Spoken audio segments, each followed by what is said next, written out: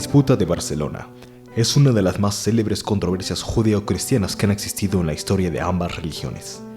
A pesar de que esta duró solo 4 días, su repercusión tanto en el mundo judío como en el cristiano fue de gran magnitud y las reacciones que suscitó se extendieron por muchos años, trayendo consigo actos insospechados como ordenanzas reales, procedimientos judiciales y bulas pontificias, convirtiéndose sin saberlo en el antecedente de la Inquisición española y la expulsión de los judíos de España de 1492. Fue en el año de 1240 en París, Francia, cuando la Iglesia Católica decide ya no solo debatir entre el clero, sino que inicia ya disputas públicamente a la sombra de la incipiente Inquisición de la época, cuando la teología se torna de pronto en un apéndice de la política. La eficacia de las disputas de 1240 en París, donde se procura defender el texto evangélico por encima de la Torá hebrea, a pesar de las fallas y contradicciones en las que el clero cristiano siempre termina, busca la inminente condenación del Talmud, que efectivamente logran llevar a cabo solo 2 años más tarde por medio de un auto de fe y la quema pública de ejemplares del mismo.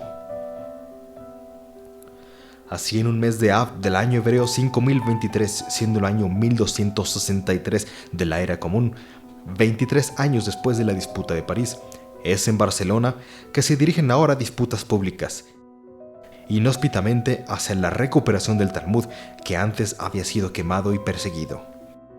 Ahora se busca su posible utilización en la predicación para convertir a judíos al cristianismo, de aquí la importancia de la disputa de Barcelona, ya que ésta atestigua con gran precisión el alcance de la tradición rabínica, a través de la cual el cristianismo no puede avanzar más porque, aunque lo busque, desconoce del mismo Talmud, y aún así lo busca utilizar como arma en contra de quienes la utilizan.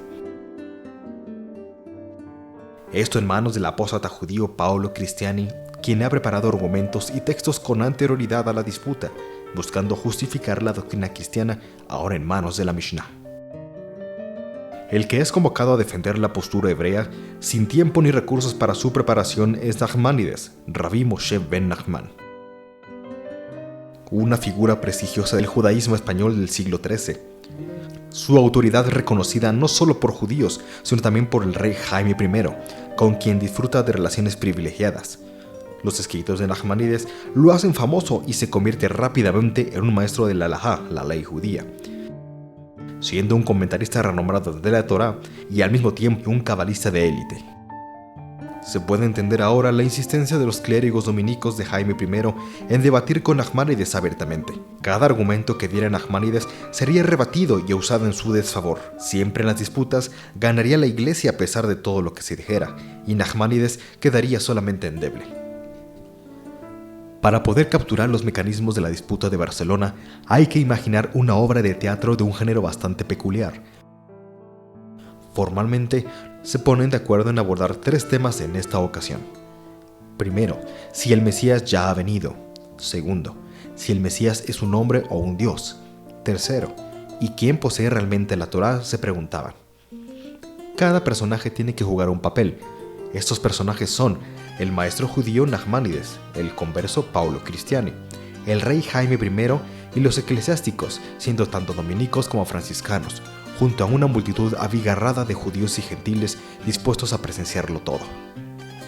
Estos personajes disponen de un repertorio sencillo, el Talmud, del cual deben improvisar un argumento que sea apto para hacer triunfar su causa. Esta disputa fue en efecto la ocasión propicia para que la Inquisición diera a conocer sus primeros edictos concretos contra la religión judía y a sus seguidores, tales como la prohibición de la predicación en sinagogas, la demanda reiterada del Papa de prohibir a los judíos el ejercicio de las funciones públicas y especialmente la implantación de una censura del cristianismo en los textos rabínicos, destinada a expurgarlos de toda mención juzgada como blasfemia en contra de Jesús o el cristianismo. Estos constituyen la trama de una política que la Iglesia manejó por varios siglos y que culminó en España con la expulsión de los judíos 2 siglos después, en 1492.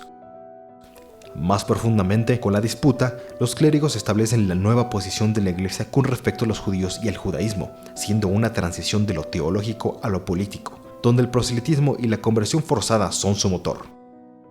De esta manera, y bajo el plan teológico, el estatus del pueblo judío permanece al inicio sin cambio. Su existencia solo se justifica en tanto que esta sea la supuesta prueba de la crucifixión histórica de Jesús y que su castigo consecutivo sería el exilio, la servidumbre y la humillación pública constante. Solo así, la situación de los judíos en la sociedad es justificada. El Rambán, en su texto de la disputa de Barcelona, nos narra: «Escuchadme todos vosotros. El hermano Paulo me ha preguntado si el Mesías de quien hablan los profetas ya ha venido, y yo le he dicho que no. Después, Paulo ha citado un libro de Agadá que asegura que el Mesías nació el día de la destrucción del templo. Yo le he dicho que no creen esas cosas. Enseguida os explicaré por qué no creo. Sabed que nosotros tenemos 3 clases de libros. La primera, que consta de 24 libros, los que vosotros llamáis la Biblia, al que también le damos toda nuestra fe. La segunda clase se refiere al Talmud, el cual consiste en las explicaciones de los preceptos, los mitzvot de la Torá. Esta constituye 613 preceptos que están todos explícitos en el Talmud. Le damos también credibilidad a estas explicaciones. Pero nosotros aún tenemos una tercera clase de libros que se llaman los Midrash, que son algo así como los sermones. Esto es como si el obispo se levantara para pronunciar un sermón y uno de los oyentes lo copiara con exactitud y tomara notas.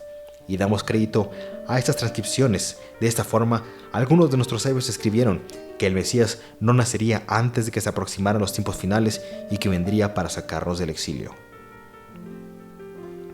Es por esto que el enfoque cristiano de la tradición rabínica durante el transcurso de la disputa no es teológico ni metafísico, a pesar de los insistentes reclamos de Nachmanides, sino un enfoque político. Sigamos para tal efecto los pasos de Paulo Cristiani. La manera de cómo él usa la tradición judía es al menos original, ya que no persigue destruir el Talmud, sino que por el contrario intenta convertirlo en un instrumento certero para la causa de la conversión al cristianismo. Nachmanides los hace ciertamente parecer como impostores que engañan a la gente sobre la realidad de la tradición judía. El ataque es dudoso porque es indirecto, pero si Paulo Cristiani hubiera sido un poco más hábil y Nachmanides menos resoluto o enérgico, sus consecuencias habrían provocado tal vez un profundo malestar en la comunidad judía, más del que ya estaba preestablecido lograrse. Pero es a partir de ahí de donde se separan judíos y cristianos para no reencontrarse jamás. Para los primeros, el Mesías no ha llegado todavía, ni su reino se ha establecido, y regularmente se calcula el tiempo que falta para que esto ocurra, por lo cual Nachmanides no se abstiene de incluirlo en su redacción de la disputa. Para los segundos, el Mesías ya vino, pero su reino no es de este mundo, justificándolo con el sentimiento de que el pueblo judío está en el exilio, despojado de su soberanía. La disputa de Barcelona es por encima de todo la dramatización de la nueva situación del judaísmo en el seno de la cristiandad. Persecuciones judiciales contra Nachmanides, censura del Talmud y confiscación de escritos a causa de la ortodoxia cristiana. En conclusión, la resistencia que tuvo el judaísmo mismo contra la cristianización llevada por la Iglesia solo obtuvo la exclusión definitiva de la sociedad cristiana de estos hijos de Israel.